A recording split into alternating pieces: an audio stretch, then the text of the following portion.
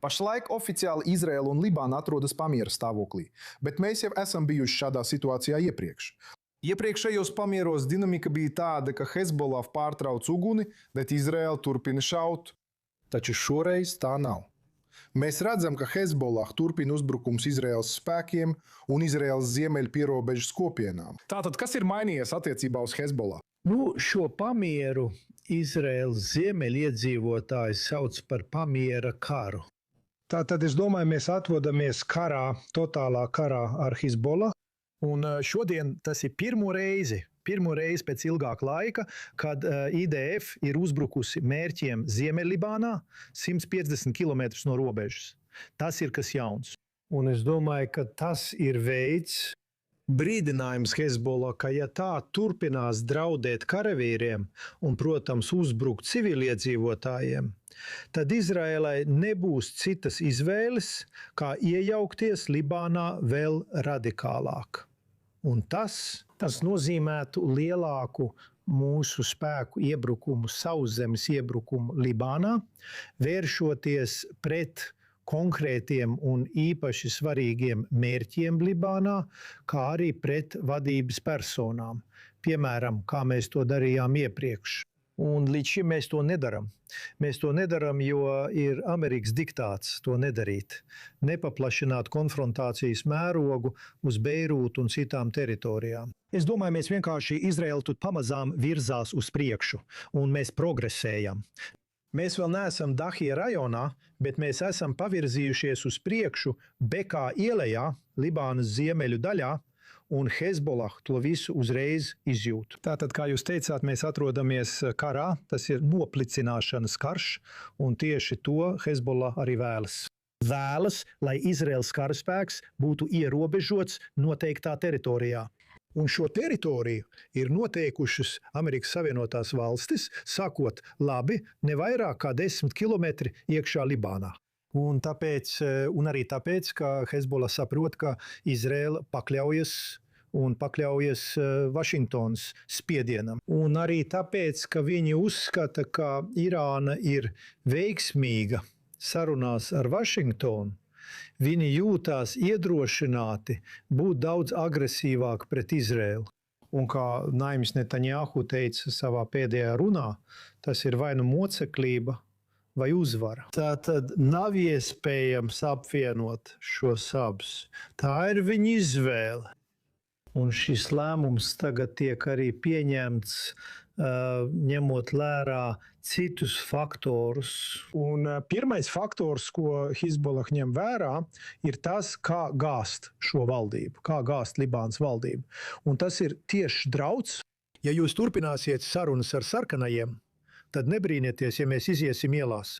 Tātad mēs nonāksim pie šīs ļoti neparastās pavadienu, ko sauc par kasemu, bet jūs jau pieskārāties sarunām starp ASV un Irānu. Tagad, neatkarīgi no tā, vai tas būs noteikts Libānas pamierā vai ne, situācija paliks tāda, ka Izraēlas spēki joprojām būs uz vietas.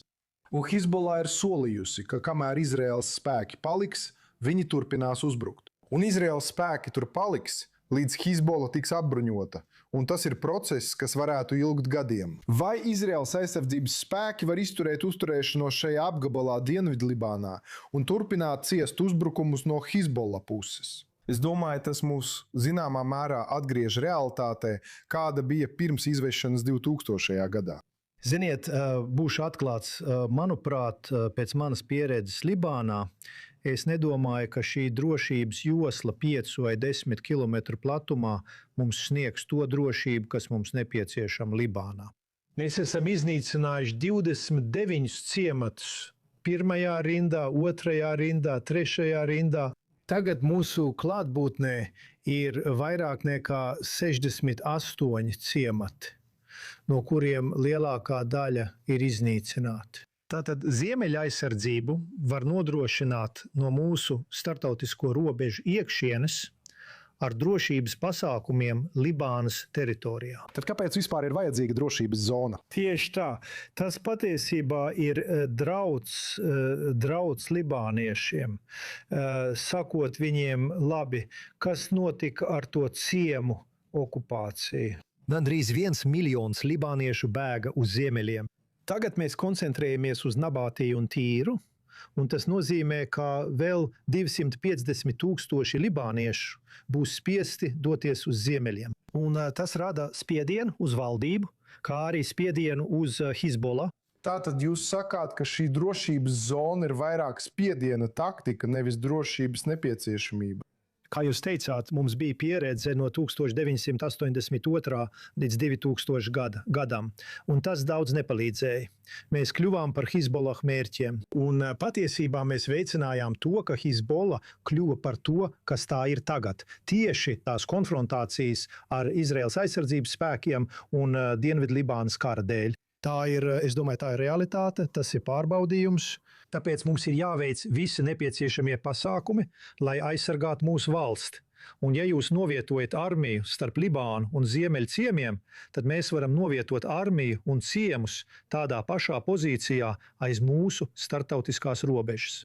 Bet, kā jau teicu, šī ir kārts, ko mēs izmantojam, lai izdarītu spiedienu un panāktu politisku risinājumu ar Libānas valdību. Un tagad man jāpievēršās vienai lietai, ko jūs iepriekš teicāt, it kā šo sarunu mērķis būtu normalizēt attiecības ar Izraēlu.